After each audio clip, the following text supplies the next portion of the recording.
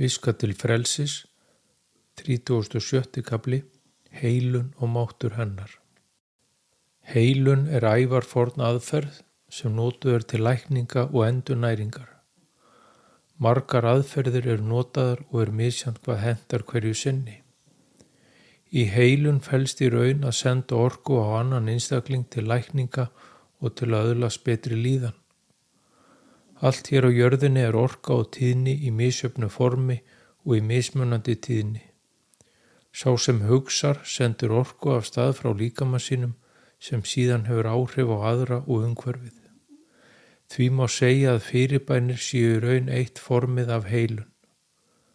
Algengast er þó að heilarinn dragi inn heilunar og kærleiksorku í líkama sinn og leiði hana með höndum sínum yfir til þess sem þiggur heilunina. Slíkt má kalla staðbundna heilun þar sem ákveðin svæði eru tekin fyrir. Þau svæði líkamans þar sem mest er þörf á heilun.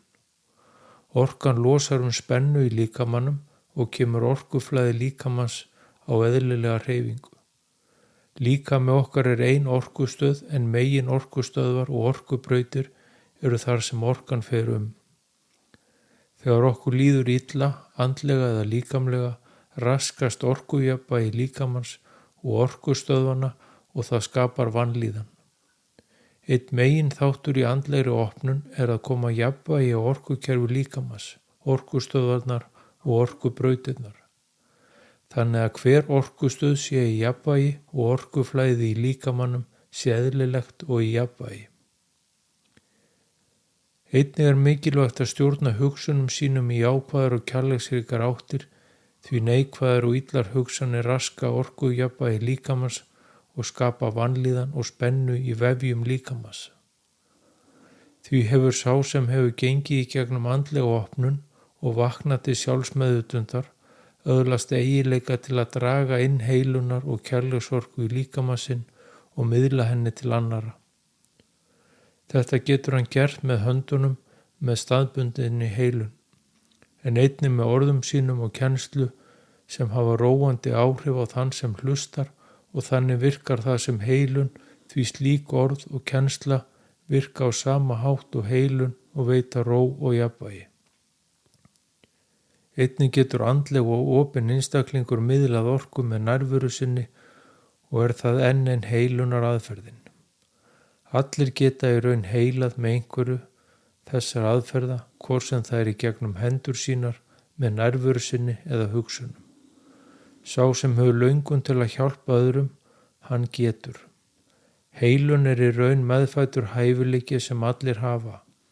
Hafi þeir áhuga og löngun til að beita heilun og hjálpa þar með öðrum. Þegar fólk meiðir sig þá er það fyrstu viðbrögð yfirleitt þau að grípa svæðið þar sem meiðslin eru. Þetta er sjálfsheilun og gerist á nokkur umhugsunar og eru eðlileg viðbrögð okkar. Það er misjafnt hvaða heilunar aðferð hentar best hverju sinni. Það fer allt eftir ástandi þess sem óskar eftir heilun. Oft er nærvera nóg til að koma jafnvægi á orkukerfið en stundum þarf meira til og er þá staðbundin heilun beitt í gegnum hendurnar.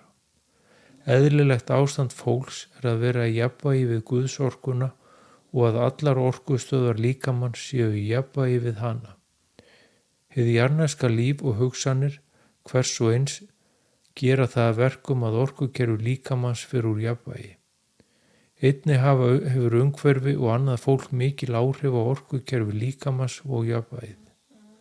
Því er það verkefni hvers og eins að koma á jafnvægi í orkukerfi líkamans og halda því í jafnvægi með réttum hugsunum. Einnig þarf viðkomandi að læra að láta ekki aðra né umhverfið raska ró sinni. Heilun kemur ró á hugan og líkamann og losar þannig spennu sem hefur myndast í líkamanum. Hugleiðslu má beita til að koma ró á hugsanirnar og til að ná slökun í líkamann og er það eitt form sjálfsheilunar. Flest líkamleg mein byrja með hugsunum sem spenna upp svæði líkams og skapa þannig líkamlega þjáningu og vanlíðan. Lærðu því að heila sjálfan þig með því að stjórna hugsunum þínum, dragðu inn heilunar og kærleiksorku í líkama þinn og láttu orkuna heila hverja frumu líkamans. Þannig viðhelst hann unglegur, heill og heilbrigður.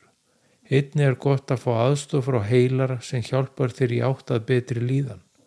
Sá sem trúir mun öðlast, sá sem trúir ekki mun ekki öðlast.